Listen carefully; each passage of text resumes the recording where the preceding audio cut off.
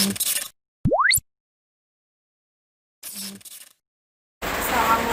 warahmatullahi wabarakatuh. Ketemu lagi dengan saya, Titin Andriana, mahasiswa S2 Pendidikan Olahraga Universitas Negeri Padang. Kali ini saya akan membahas dan memaparkan mengenai konsep pembinaan olahraga secara pedagogi. Baiklah, olahraga kita bisa artikan dalam arti yang lebih luas, sehingga bukan hanya sekedar kegiatan jasmani pada waktu senggang sebagai pelepas lelah, atau dengan kata lain untuk membentuk pembinaan kebugaran jasmani. Akan tetapi olahraga juga merupakan kegiatan jasmani kompetitif yang berisi kegiatan perlombaan dan pertandingan untuk memperagakan prestasi yang optimal. Landasan dimensi pedagogi di bidang kepelatihan olahraga sangat dibutuhkan untuk mencegah tindakan malpraktek yang menerapkan masa depan peserta didik. Tentu yang tidak kalah pentingnya adalah etika upaya pembinaan itu dapat dipertanggungjawabkan secara etika profesional. Atas dasar itu pula, para pendidik di bidang olahraga dapat mempertanggungjawabkan upaya pembinaan secara terbuka ke masyarakat. Selain itu, tujuan lain yang ingin dicapai ketika siswa belajar olahraga adalah para siswa juga mendapat nilai dari partisipasinya dalam kegiatan olahraga berupa nilai sportivitas atau kejujuran, kemudian tanggung jawab, disiplin, menghormati, menghargai lawan, fair play, dan sejumlah moral lainnya.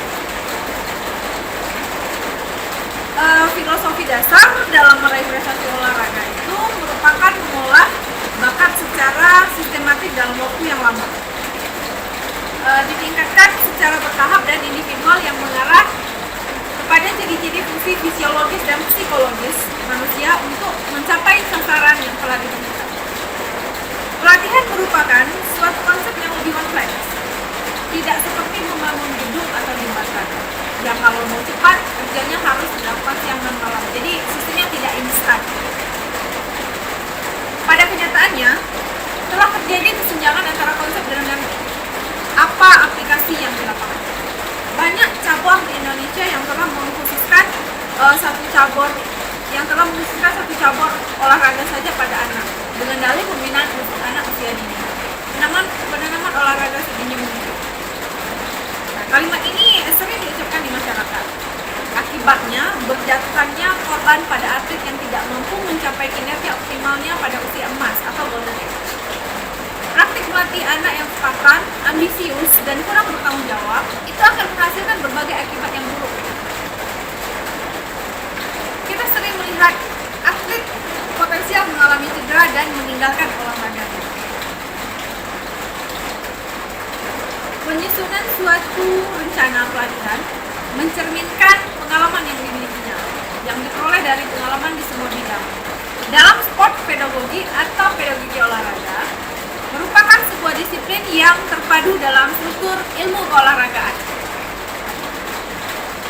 Pedagogi olahraga merupakan sebuah disiplin ilmu keolahragaan yang melandasi semua praktek dalam bidang olahragaan yang bermaksud dan tujuan untuk mendidik. Kemudian pengusahaan tentang ilmu pedagogi olahraga itu dapat membantu pelatih dan guru PJOK dalam merancang program latihan dan pembebanan latihan yang sesuai dengan pertumbuhan dan perkembangan atlet. Yang pertama, kita bahas dulu mengenai landasan filosofis pedagogi olahraga. Seperti yang dikemukakan oleh para ahli lainnya seperti Pearson, Chivers, dan Barrett 1994 dalam Naul 1994, pedagogi olahraga merupakan sebuah disiplin ilmu yang terpadu dalam struktur ilmu keolahragaan. Paradigma ini telah diadopsi di Indonesia dan dalam pengembangan pedagogi olahraga di FIK, FPOK, atau JPOK dengan kedudukan bahwa pedagogi olahraga dianggap sebagai induk yang berpotensi untuk memadukan konsep atau teori terkait dengan relevan dari beberapa subdisiplin ilmu keolahragaan lainnya, terutama dalam konteks pembinaan dalam arti luas dan paradigma interdisiplin dalam Matveyev dalam Rusli Sultan 1988. Nah, berikutnya konsep pelatihan fisik berorientasi biologis. konsep olahraga yang berdasarkan pada pemahaman pelatih fisiologis itu berakar dari sistem gimnastik atau senam yang berasal dari Swedia. Kemudian bahasan selanjutnya mengenai konsep pendidikan melalui gerak atau pedagogistik. Nah, di dalam model pertama orientasi pada adaptasi biologis dan model kedua orientasi pada fungsi eksplorasi dan komunikasi dari gerak. Fungsi eksploratif ini merujuk ke kenyataan bahwa anak khususnya kontak dengan dunianya dan mengeksplorasi serta memperluas dunia mereka melalui gerak-gerak dirinya dan memanipulasi lingkungan. Fungsi komunikasi merujuk pada kenyataan bahwa manusia dapat berkomunikasi dan belajar peranan sosial melalui gerak dan bermain. Struktur kurikulum yang merujuk ke gagasan ini adalah yang pertama tujuan, kedua isi, ketiga metodologi, dan keempat evaluasi. Menurut Galahu tahun 2006, konsep perkembangan anak mempunyai 4 fase. Yang pertama reflexive movement phase, yang kedua rudimentary movement phase, yang ketiga fundamental movement phase, dan yang keempat specialized movement phase. Lalu aplikasi pedagogi olahraga dalam latihan. Nah, di sini pelatih harus punya kemampuan merencanakan program latihan yang tepat kepada tiap-tiap individu. Karena setiap atlet itu berbeda dalam kepribadian, karakteristik, fisik, perilaku sosial, dan kapasitas intelektual. Secara spesifik, struktur dari program latihan harus bermakna bagi atlet, baik secara objektif maupun subjektif melalui pengamatan, dan yang paling penting adalah memahami konsep pertumbuhan dan perkembangan motorik atlet. Latihan fisik yang teratur dan diprogramkan sesuai dengan tingkat pertumbuhan dan perkembangan atlet serta bagi kebugaran jasmaninya.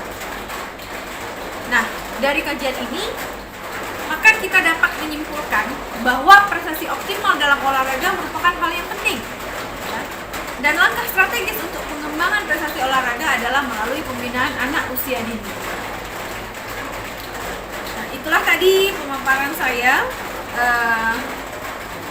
Apabila ada salah-salah kata, saya mohon maaf. Wabillahi taufiq wal hidayah. Wassalamualaikum warahmatullahi wabarakatuh. Salam olahraga.